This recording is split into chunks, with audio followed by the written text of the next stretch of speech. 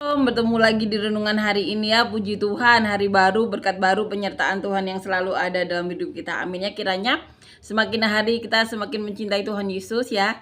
Semakin hari kita semakin mau mendekat kepadanya. Amin ya. Dan biarlah nama Tuhan saja dipermuliakan dalam hidup kita ya. Jangan belok kiri, jangan belok kanan, jangan bosan ya. Permuliakan nama Tuhan, ingat tujuan kita. Apapun yang terjadi ya dalam sekeliling kita tuh punya pilihan.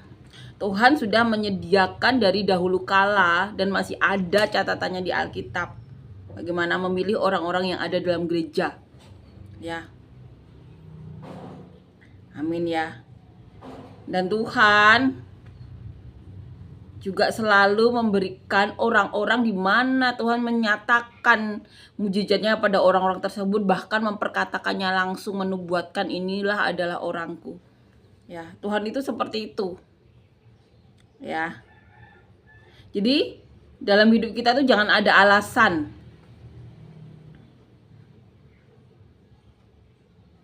Saat kita hidup susah atau tidak ada jalan keluar, pergi ke tempat di mana orang-orang itu Tuhan sudah sediakan. Kalau orang itu tidak bisa memberikan jalan keluar, berarti memang itu bukan dari Tuhan. Amin ya. Pasti ada jalan keluar. Kecuali Tuhan menginginkannya. Seperti siapa saat Paulus berdoa? Ada duri dalam dagingnya. Tapi Tuhan memang mengizinkan itu ada dalam diri Paulus. Tidak dicabut. Ya. Ada jalan keluar. Kecuali memang Tuhan menginginkan itu atau Tuhan mengizinkan itu. Ya. Karena di dalam dunia ini ya, Tuhan mau manusia itu memang menolong manusia lain, memberikan jalan keluar.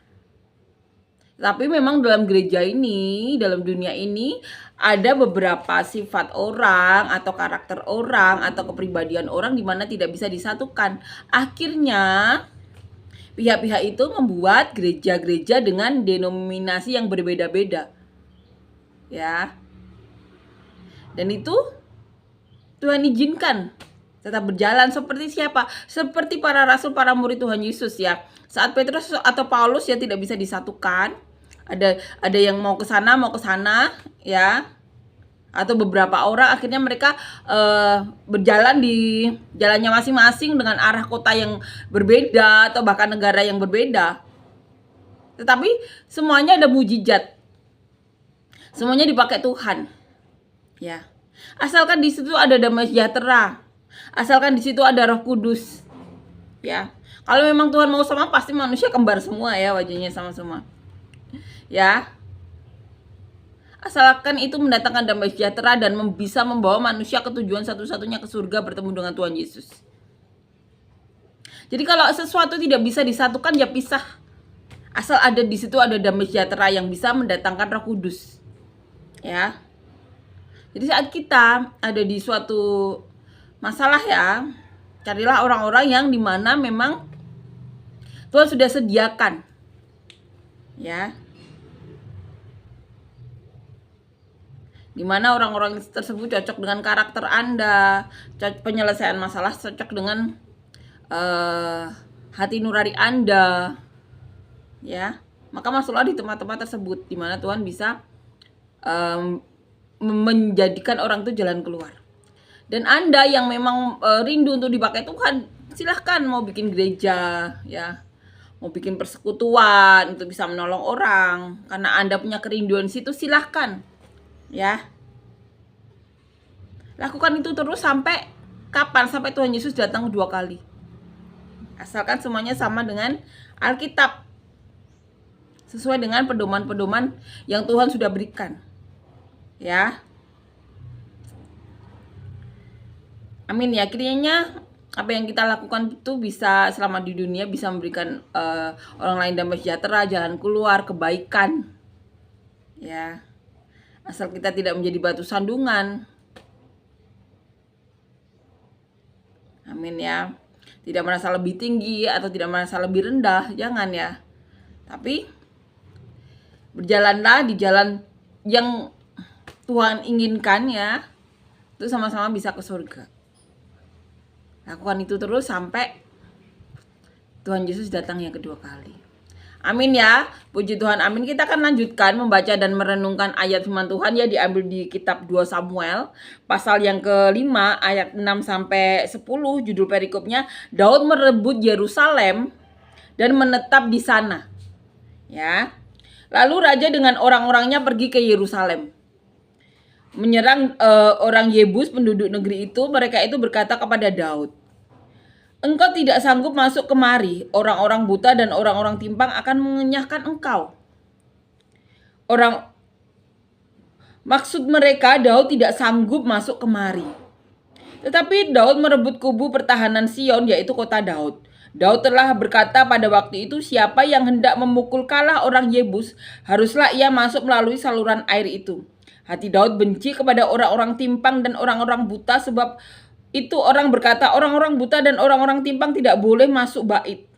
Dan Daud menetap ke kubu pertahanan itu dan menamainya kota Daud. Ia memperkuat sekelilingnya mulai dari Milo ke bagian dalam, lalu makin lama makin besarlah kuasa Daud. Sebab Tuhan Allah semesta alam menyertainya. Amin ya. Puji Tuhan, amin. Di sini kita akan merenungkan ayat demi ayat ya. Bagaimana Daud merebut Yerusalem dan menetap di sana. Dikatakan di ayat 6, lalu raja dengan orang-orangnya pergi ke Yerusalem menyerang orang Yebus penduduk negeri itu ya. Jadi raja yaitu Daud menyerang ya dengan orang-orangnya Yebus ya, penduduk negeri itu. Mereka itu berkata kepada Daud ya, engkau tidak sanggup masuk kemari, orang-orang buta dan orang-orang timpang akan mengenyahkan engkau ya. Jadi di sini dikatakan banyak orang Yebus ini orang-orang timpang ya, orang-orang buta yang saat itu dikatakan bahwa, maaf ya, kita akan melanjutkan renungan ini. Jadi dikatakan orang-orangnya Daud bahwa di Yebus itu banyak orang-orang cacat dan orang-orang timpang.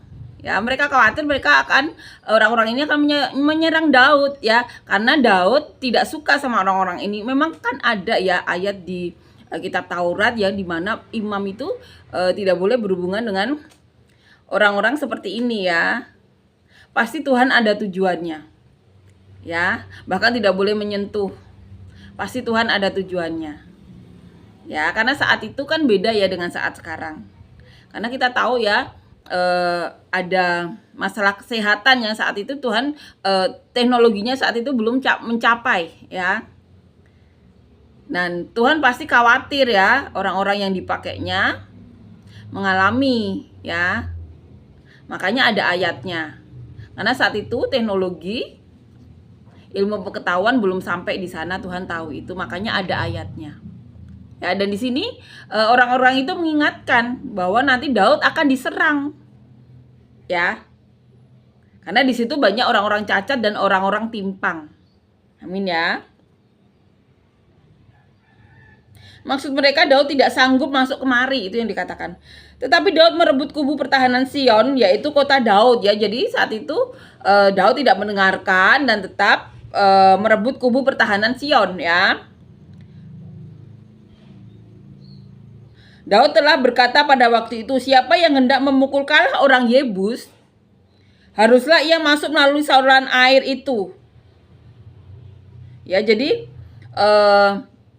di sini dikatakan bahwa siapa yang merebut kubu pertahanan Sion, yaitu kota Daud. Daud telah berkata pada waktu itu, siapa yang hendak memukul kalah orang Yebus, haruslah ia masuk melalui saluran air itu ya. Hati Daud benci kepada orang-orang timpang dan orang-orang buta. Jadi saat itu dikatakan di sini Daud sampai benci ya sama orang-orang timpang, orang-orang buta. Sebab itu orang berkata orang-orang buta dan orang-orang timpang tidak boleh masuk bait ya. Karena saat itu posisinya Daud tidak suka, bahkan di sini dikatakan benci ya.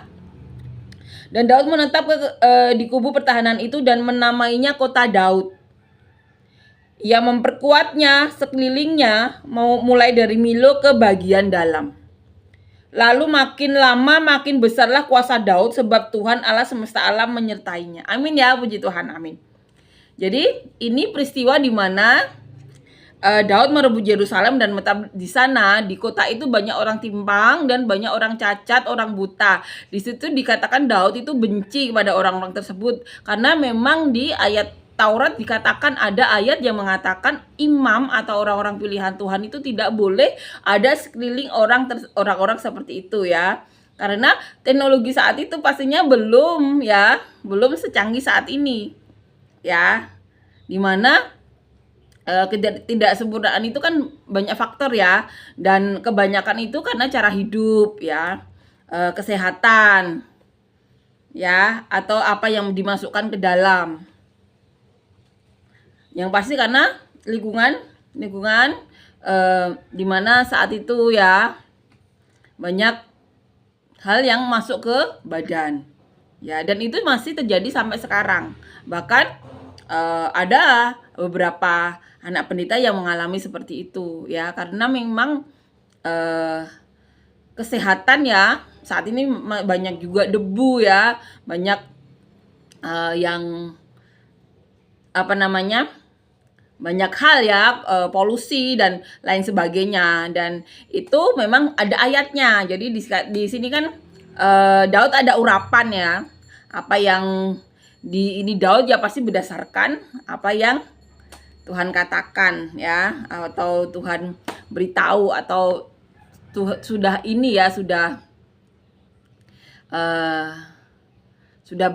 beritahukan ya. Jadi di sini kita tahu ya apa yang terjadi saat itu.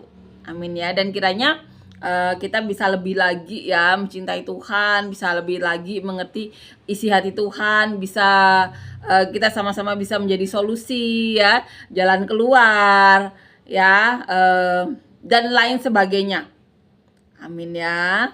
Apapun yang terjadi, ingat bahwa tujuan kita itu cuma satu, ke surga bertemu dengan Tuhan Yesus. Maka saling support lah ya, saling dukunglah agar nama Tuhan saja dipermuliakan ya, agar kebaikan saja yang terjadi. Amin ya. Dan semua orang bisa menjadi berkat ya, hidup baik selama ada di dunia, sehingga bisa sama-sama ke surga. Selama di dunia punya hati yang bersih, tidak ada iri dengki atau keburukan, di mana kita tahu hal-hal tersebut itu, iri dengki dan lain sebagainya, itu kenajisan di mata Tuhan ya. Dan segala yang najis itu Tuhan tidak bisa mentolerir ya. Harus ada pertobatan. Bahkan Tuhan sampai mengirimkan bagian dari dirinya sendiri, yaitu Tuhan Yesus ya, untuk menyelamatkan, untuk menyempurnakan. Amin ya. Biarlah nama Tuhan saja dipermuliakan dalam hidup kita semua. Amin ya, puji Tuhan, amin. Kiranya kita semua bisa menjadi berkat hari ini. Tuhan Yesus memberkati. Sampai bertemu di renungan selanjutnya. Terima kasih banyak ya.